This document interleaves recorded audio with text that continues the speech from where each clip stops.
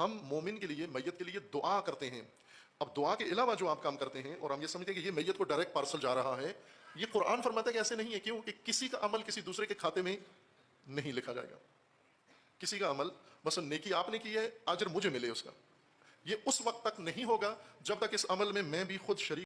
رحیم ہمارے ساتھ موجود ہیں پرنسپل جامعہ قرآن و اہل بیت اتحاد بین المسلمین کے دائی خطیب بیالہ مسجد بحریہ ٹاؤن جاگیر علی اکبر علیہ السلام حافظ کاظم رضا صاحب. قبلہ ہم آپ کے پاس آ جائے اور خوش نصیبی ہے اور آپ سے پوچھیں گے، یہ جو ہم مجالس کرتے ہیں، یہ عزاداری کرتے ہیں اپنے مرحومین کے لیے، اصال ثواب، نمازیں ہیں، حج ہے، کیا ان کا ثواب ہمارے مرحومین کو پہنچتا ہے؟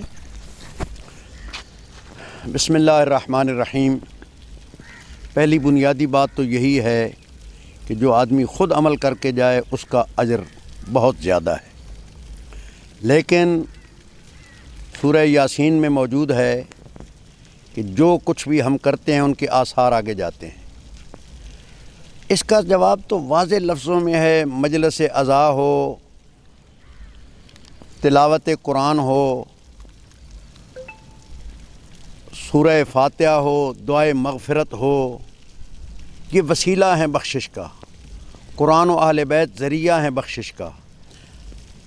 اگر یہاں سے ثواب نہیں پہنچتا تو اسے صدقہ جاریہ کیوں کہتے ہیں؟ اولاد، اچھی اولاد. اور حکم ہے کہ بڑا بیٹا اس پر جو قضا نمازیں بقایا ہیں والد کی وہ ادا کرے، خمس بقایا ہے وہ ادا کرے. تو کیا وہ جب ادا کرے گا تو اس کا اجر اسے نہیں ملے گا کہ اچھی اولاد چھوڑ کے گیا، اچھی مسجد بنا کے گیا؟ اس کا اثر پہنچتا رہتا ہے ہمیشہ کے لیے، بند نہیں ہوتا. صدقہ جاریہ کا مقصد ہی یہی ہوتا ہے.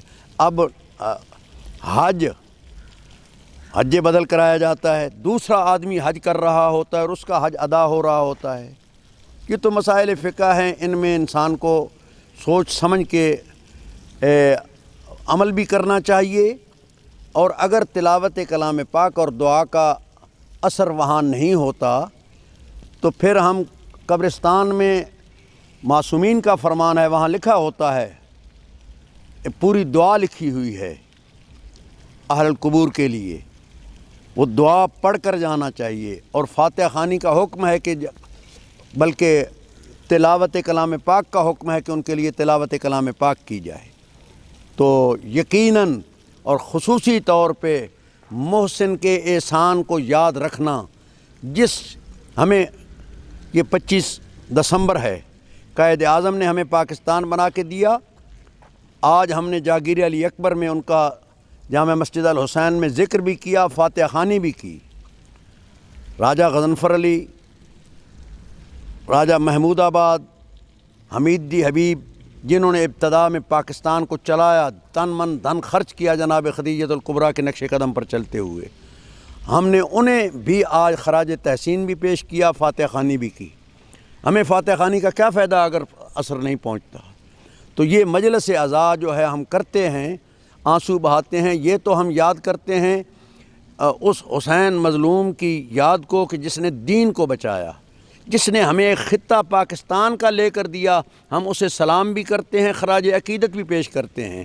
اور جس نے ہماری نسلوں کو بچایا، حلالی حرامی کی تمیز بتائی، حلال حرام کی تمیز بتائی، اس حسین کا ذکر کر کے میں کہتا ہوں 1,24,000 انبیاء کی محنتوں کو بچانے والے حسین، جامع مسجد الحسین جاگیر علی اکبر میں عرض کر رہا ہوں، پورے انبیاء کی محنتوں کو بچانے والے حسین کا تذکرہ کر کے اگر مرحومین کے ایصال ثواب کے لیے ذکر کیا جائے یقیناً ثواب پہنچتا ہے. اور ہم دعا میں آخر یہی کہتے ہیں، بار الہ قرآن و اہل بیت کا واسطہ ہمارے مرحومین کی مغفرت و بخشش فرما.